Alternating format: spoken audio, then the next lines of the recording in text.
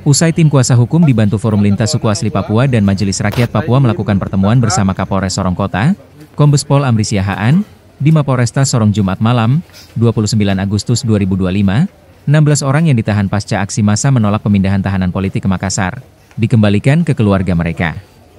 Dijemput orang tua, ke-16 pemuda yang ditahan ini kembali menghirup udara bebas, setelah ditahan kurang dari 2 kali 24 jam.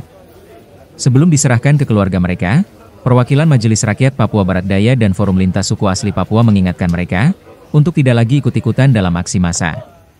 Para orang tua juga diingatkan untuk selalu memonitor anak-anak mereka, agar tidak terlibat lagi dalam aksi yang sama. Energi kolaborasi sama-sama untuk bicara dengan Pak Kapolres, dan hari ini adik-adik semua dibebaskan. Amin. Bapak Ibu sebagai orang tua, kami juga memberikan sebuah tanggung jawab bersama. Adik-adik ini keluar, malam hari ini tidak boleh keluar lagi, bikin gerakan tambahan lagi, semua aman, dan di setiap lingkungan Bapak Ibu kami mohon bantuan untuk memberikan informasi bahwa jaga situasi ini aman. Karena mereka sudah tanda tangan pernyataan dan itu mengikat. Tim Koalisi Advokat Papua Barat Daya menjelaskan, dari 33 orang yang ditahan sejak 27 hingga 29 Agustus dini hari, 16 sudah dibebaskan sementara 7 lainnya masih ditahan. 1 diantaranya berinisial YM sudah ditetapkan sebagai tersangka.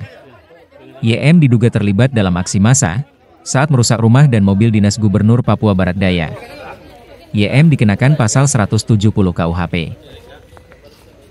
Yang dilakukan oleh pihak kepolisian meskipun dalam proses penegakan hukum, tapi sebenarnya kemudian dalam hal ini untuk mencari pelaku-pelaku yang pada intinya kemudian melakukan proses-proses tindak pidana yang disangkakan oleh kepolisian.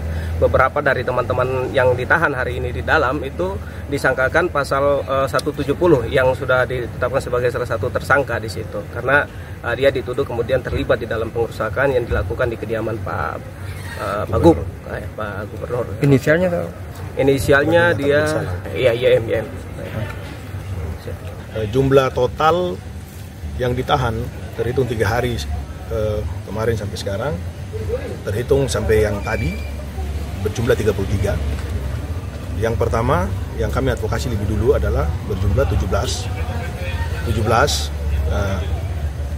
dan yang dibebaskan adalah 16 orang tadi, sedangkan yang satu sudah ditetapkan sebagai tersangka, dan ada tambahan 3 di subuh hari dan belum dibebaskan, dan pada sore hari tadi ada penambahan 3. Jadi kurang lebih dari total keseluruhan yang dibebaskan 16, sedangkan yang masih tetap di dalam untuk menjalani proses pemeriksaan dan penetapan tersangka dan yang belum dikeluarkan karena tidak memenuhi unsur pidana yang dimaksud dalam hal ini berjumlah 7.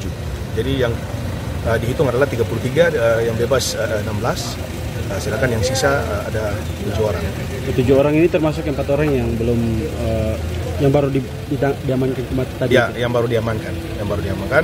Jadi kami dari koalisi tetap akan berfokus pada proses penegakan hukum, dan jika tidak terbukti sesuai dengan prosedur hukum, maka yang ditetapkan atau belum ditetapkan dalam hal ini harus dibebaskan, sehingga kami pun juga akan melakukan proses pengawalan bersama tim Koalisi Advokat Provinsi Papua Barat Daya. Kakak, alasan mereka dibebaskan tuh? Yang pasti mereka dibebaskan karena tidak memenuhi unsur. Makanya saya tadi sampaikan, ya teman-teman polisi kerja profesional, ya kita juga mengawal secara profesional. Yang pasti jika tidak terbukti seperti yang sudah kami sampaikan 1x24 jam harus dibebaskan. Sebagai tim advokat yang menangani persoalan hukum, imbas dari aksi massa yang menolak pemindahan sidang 4 pentolan negara Federal Republik Papua Barat Daya, NFRPBD, pihaknya akan terus berusaha agar mereka yang tidak memenuhi unsur segera dibebaskan.